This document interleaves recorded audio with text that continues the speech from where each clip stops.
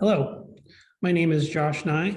I'm an ISA certified arborist and superintendent for the City of Winter Park's Urban Forestry Division. I'm joined by Stefano Alvernia, also an ISA certified arborist with the City of Winter Park. Today, we would like to share with you how we went about analyzing and presenting data on our local tree canopy and other surface covers for Winter Park's annual Sustainability Action Plan. This data helps to inform our city staff, governing bodies, and local citizenry in our collective effort to make the city of Winter Park a healthier, more attractive, and sustainable place to live and work. In late 2019, I was asked to take over day-to-day management of the Urban Forestry Division. Shortly thereafter, I was approached by City of Winter Park's sustainability planner, Vanessa Cook, with a request to provide data on canopy cover, greenspace, and grayspace for the Sustainability Action Plan. My search for a methodology used to generate this data in the years past came up empty-handed. Without a foundation from which to launch an updated analysis, we were forced to come up with a new methodology. We considered purchasing an outside service to provide this data. Ultimately, we felt this was something we wanted direct involvement with, so we decided to do it in-house. From the outset, we knew our methodology had to meet some specific criteria. First, it needed to be as accurate as possible. Second, it needed to be replicable and verifiable. Finally, it needed to be a method which could be readily taught to future city staff. The vehicle we chose to use for our canopy analysis is a peer-reviewed software suite from the United States Forest Service known as iTree Canopy. Accessible on the web, iTree generates random sampling points. By classifying points, users are able to form a picture of various cover class percentages within a defined geographic area. The more points selected, the more accurate the data becomes. Once the data has been generated, it may be rendered in different ways to show changes and trends over time.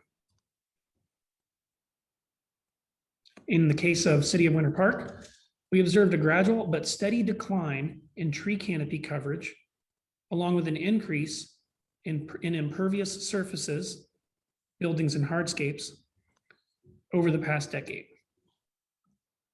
This seems to imply a correlation between the two. However, further research is needed to confirm the degree to which development contributes to canopy loss in Winter Park. This knowledge can help to inform decisions on how the City of Winter Park views and addresses issues pertaining to trees and, perhaps more importantly, development. Urban forestry staff will continue improving and standardizing processes for generating data.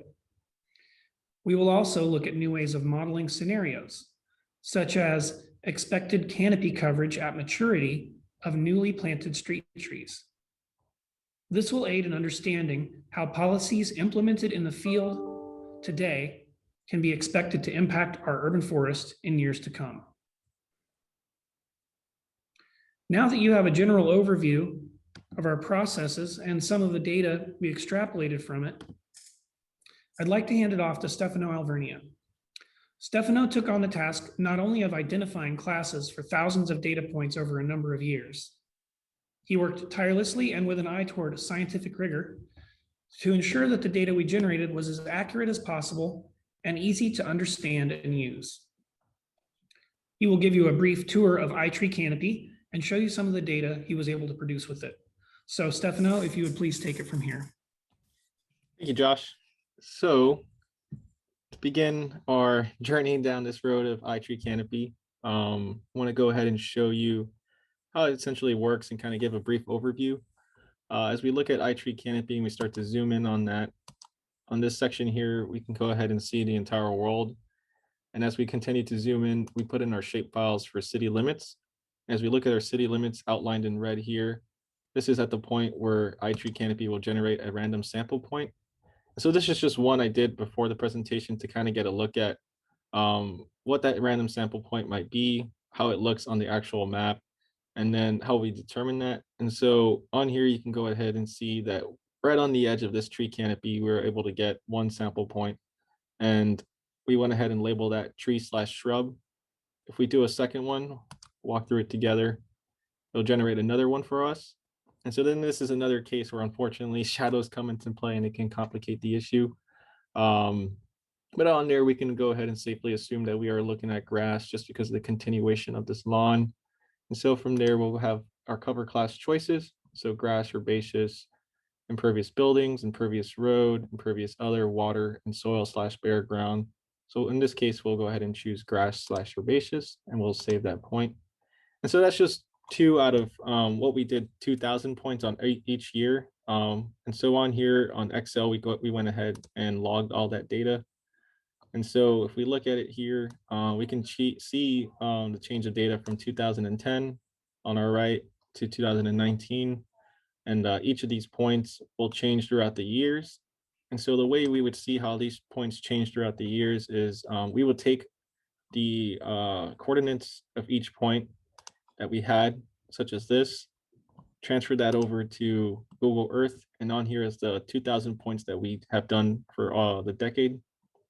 And so if we zoom in, let's say on 22, right here, we can see our data point for 22 or data point for 22. And then from there, we can use the timeline to go back and see how that has changed over time. And so as we go further back, we can see the canopy has changed a bit. So there we go. We see some more vegetation.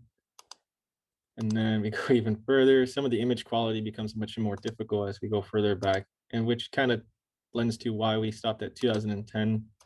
Anything beyond that becomes quite blurry. And that's about the last best resolution we can get on there.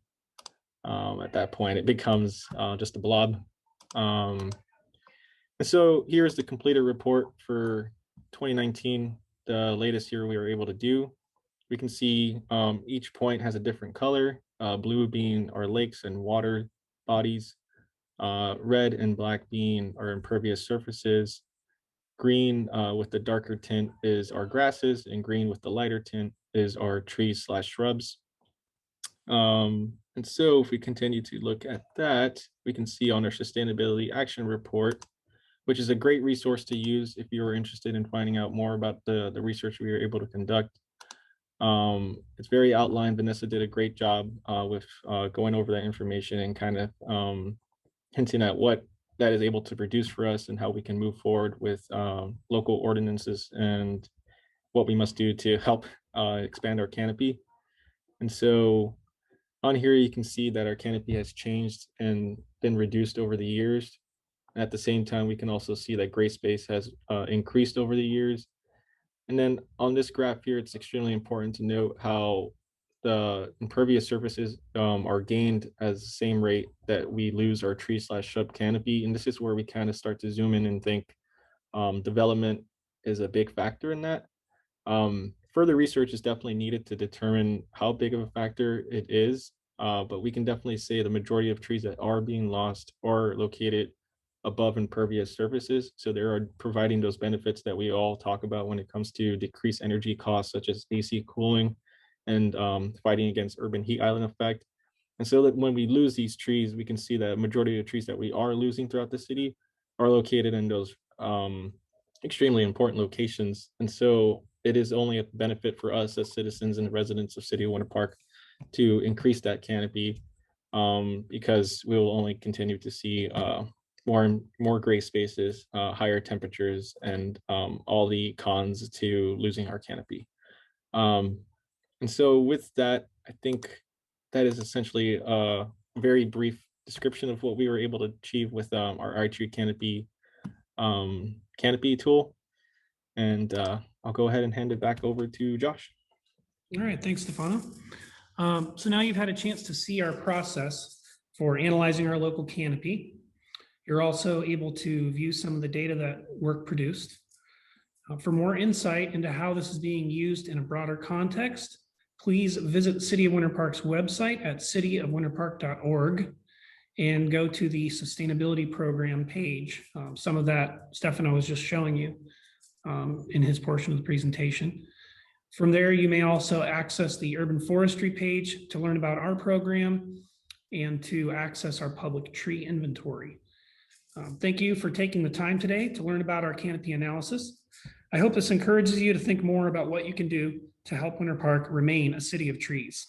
Happy Earth Day, and always remember to think globally, plant locally. Thank you.